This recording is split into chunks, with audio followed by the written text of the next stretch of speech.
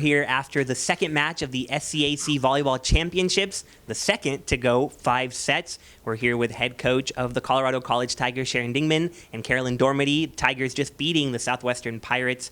Coach Dingman down 2 sets to none. Did you ever see any concern on the faces of your team? No, because I don't think we were super settled in the first couple sets. And then there were a couple things that happened. I thought in the second set, even though we didn't win that set, that we started to look just, we're settling in, we're starting to just play a lot more free. And that was kind of our theme really from that point on, is we just need to play free. And I thought we responded very well.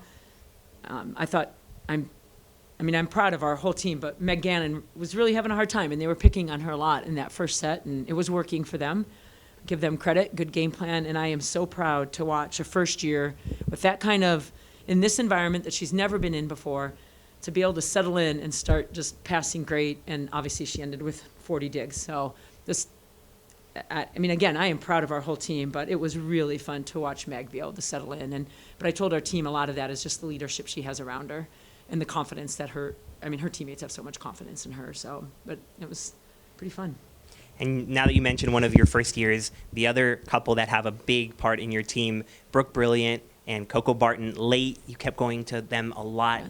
How comforting is that to know that you've got first years making that kind of impact? Very. And it's got to be comforting to Carolyn to watch them get kills, because it opens up things for our pins for sure when they come through like that. And really, I give Jenny Jenks a ton of credit.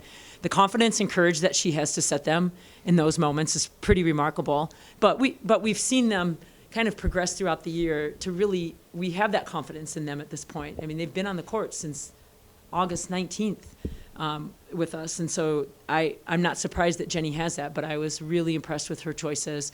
I thought Jenny ran a great offense today.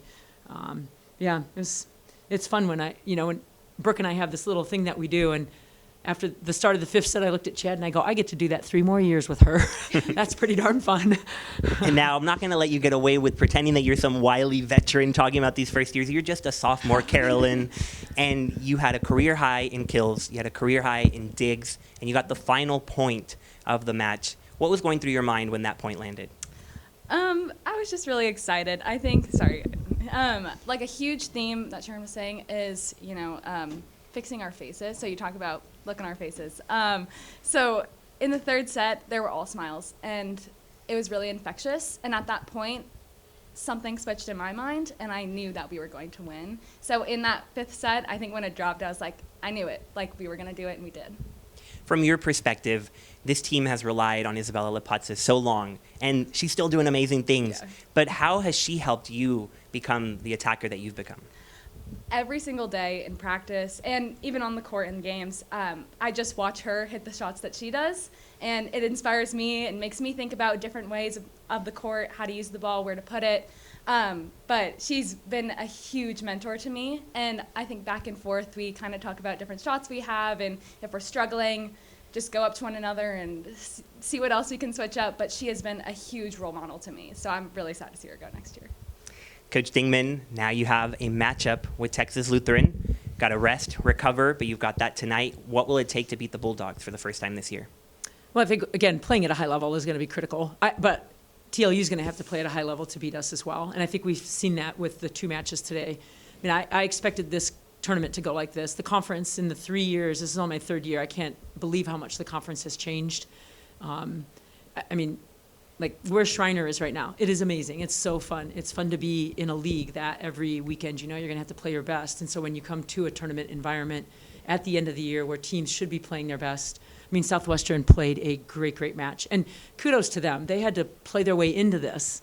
They did everything right to get themselves here. And then what an amazing crowd they had. That was so much fun. I love that they're hosting this. Great gym, great crowd, everything about it. But back to TLU, they do some things that do give us problems, for sure. It is a tough matchup for us. I think we've seen that. But we've played them in 10 sets, and 6 of them have been 2 points.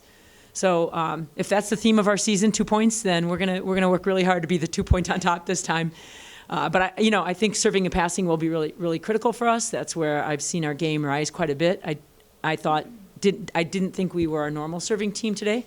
I credit Southwestern. I think they made us a little uncomfortable serving because they were passing well, but I think if we go out with the mindset that we've had the last 3 weeks about how we're going to serve, and try to get them a little bit more predictable.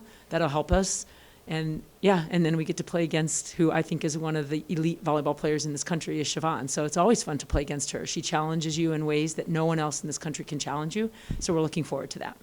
Awesome. Well, congratulations to the Colorado College Tigers heading on to face TLU in the semifinals. Thanks, Brian.